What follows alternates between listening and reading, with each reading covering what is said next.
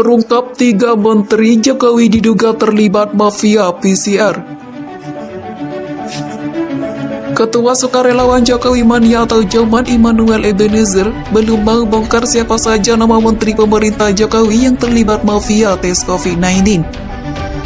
Noel, sapaan akrabnya, kini masih menunggu Jokowi kembali ke tanah air sebelum melakukan pelaporan ke pihak berwajib. Tunggu Presiden pulang dahulu, tegas dia kepada Genpi.co pada hari Selasa tanggal 2 November 2021. Diketahui Jokowi akan beraktivitas di Dubai, Uni Emirat Arab hingga hari Kamis tanggal 4 November 2021. Kemudian Jokowi dijadwalkan mendarat di tanah air pada hari Jumat tanggal 5 November 2021.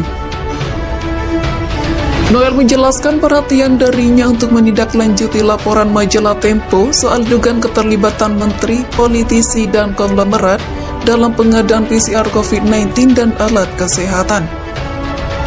Ada 2-3 menteri, jelasnya. Dia juga menambahkan kini dirinya sedang mempelajari pasal-pasal yang akan diprasangkakan ke menteri itu untuk dilaporkan ke pihak berwajib. Hal itu agar menteri yang diduga terlibat mafia tes PCR COVID-19 bisa dihukum mati. Kami akan lapor ke KPK dan mendalai pasal-pasalnya.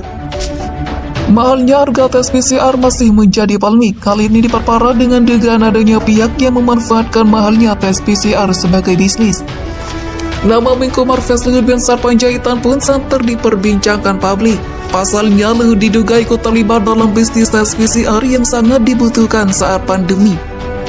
Tudingan tersebut berawal adanya 2 perusahaan yang terafiliasi dengan koordinator PPKM Darurat Jawa Bali itu yang ikut mengantongi saham di Genomik Solidaritas Indonesia atau GSI, yaitu PT Toba Sejahtera dan PT Toba Bumi Energi.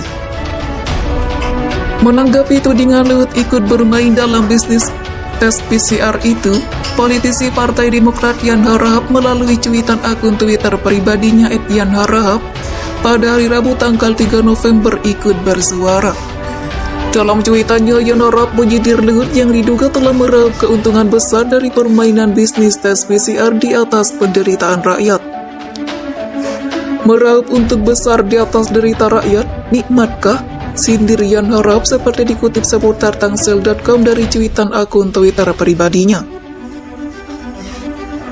Yan Harahap juga melabeli Luhut sebagai peng-peng, yakni seorang penguasa yang juga merangkap sebagai pengusaha bisnis PCR. Hebat ya, ini yang dinamakan peng-peng, penguasa merangkap pengusaha, ujar Deputi Strategi dan Kebijakan Balitang DPP Partai Demokrat itu. Ketua Sukarelawan Jokowi Mania atau Joman Immanuel Ebenezer belum mau bongkar siapa saja nama menteri pemerintah Jokowi yang terlibat mafia tes COVID-19. Noel, sapaan akrabnya, kini masih menunggu Jokowi kembali ke tanah air sebelum melakukan pelaporan ke pihak berwajib. Tunggu Presiden pulang dahulu, tegas dia kepada Genpi.co pada hari Selasa tanggal 2 November 2021.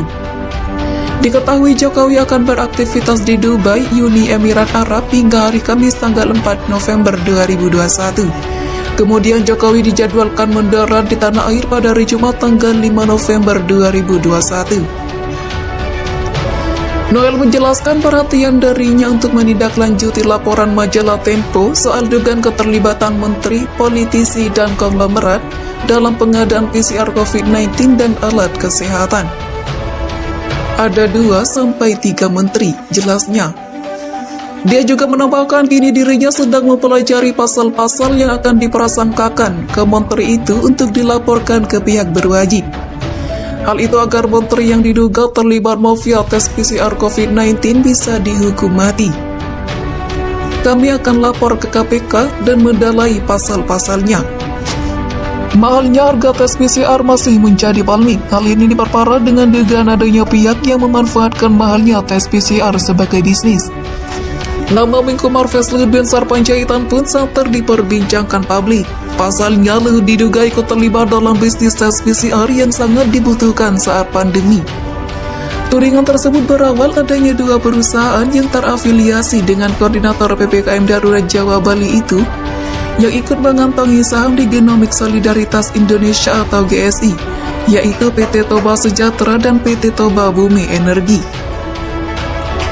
Menanggapi tudingan Luhut ikut bermain dalam bisnis tes PCR itu, politisi Partai Demokrat Yan Harahap melalui cuitan akun Twitter pribadinya @Yan Harahap pada hari Rabu tanggal 3 November ikut bersuara. Dalam cuitannya, Yan Harahap menyindir Luhut yang diduga telah meraup keuntungan besar dari permainan bisnis tes PCR di atas penderitaan rakyat. Meraup untung besar di atas derita rakyat, nikmatkah? Sindir Yan Harahap seperti dikutip seputar tangsel.com dari cuitan akun Twitter pribadinya. Yan Harahap juga melabeli Luhut sebagai peng-peng, yakni seorang penguasa yang juga merangkap sebagai pengusaha bisnis PCR. Hebat ya, ini yang dinamakan peng-peng, penguasa merangkap pengusaha, ujar Deputi Strategi dan Kebijakan Balitang DPP Partai Demokrat itu.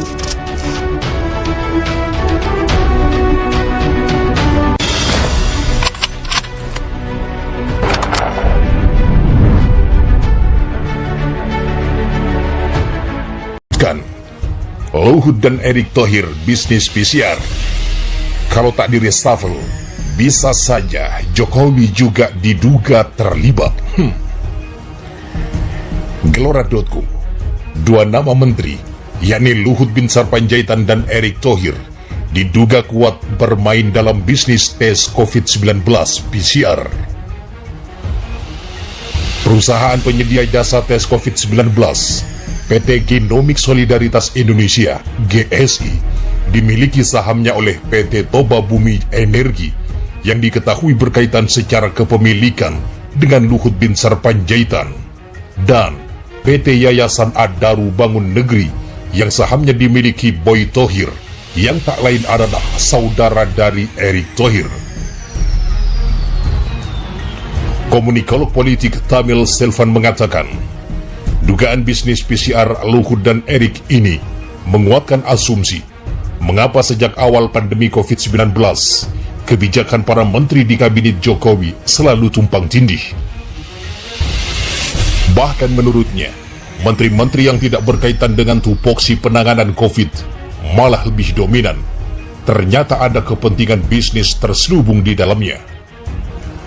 Saat ini rakyat jadi mengerti mengapa ada menteri yang ngotot ngurusi COVID, padahal bukan wewenangnya. Ini bentuk nepotisme terbuka. Pejabat ini jangan goblokin rakyat dengan alasan entitas terpisah. Kalau punya malu, mundur, kata Tamil kepada kantor berita politik Ermol Rabu 3 November. Dengan terbongkarnya informasi dugaan Luhut dan Erick Thohir berbisnis PCR, maka masyarakat akan menganggap Presiden Jokowi terlibat dalam nepotisme tersebut. Oleh sebab itulah menurutnya, Presiden Jokowi harus mengambil langkah bijak untuk membersihkan citranya di muka publik. Masyarakat akan menganggap Pak Jokowi ikut terlibat, apalagi Luhut bin Sarpanjaitan ini seolah menjadi Perdana Menteri di kabinet Pak Jokowi. Maka Pak Jokowi perlu mengambil langkah bijak untuk membersihkan citra publiknya. Di samping itu, kata Tamil, terbongkarnya informasi ini membuat publik semakin tidak mempercayai kepemimpinan Jokowi. Hal itu ditandai dengan banyaknya pendukung Jokowi yang melakukan protes. Publik semakin antipati pada Pak Jokowi. Buktinya, pendukung seperti Dennis Siregar pun angkat bicara untuk protes.